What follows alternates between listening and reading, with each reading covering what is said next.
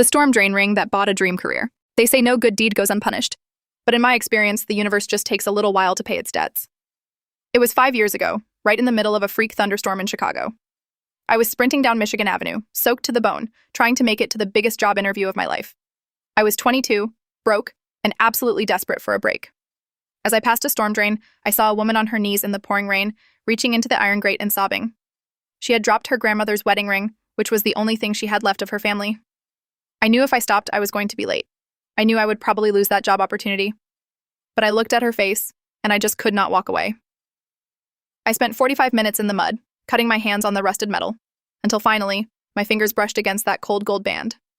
I handed it to her, she hugged me like I was a hero, and I ran to my interview. I showed up an hour late, covered in grease and rain. The receptionist didn't even let me in the door. I went home and cried, thinking I had ruined my only shot. Fast forward to last month.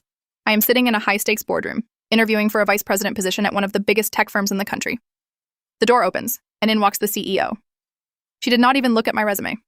Instead, she looked at my hands, specifically the small scar on my finger from that rusted grate. Then she reached into her pocket and pulled out that same gold ring. She looked me dead in the eyes and said, "I have been looking for the man who saved my family's legacy for 5 years. Consider yourself hired." It turns out, being late for that first job was the best thing that ever happened to me.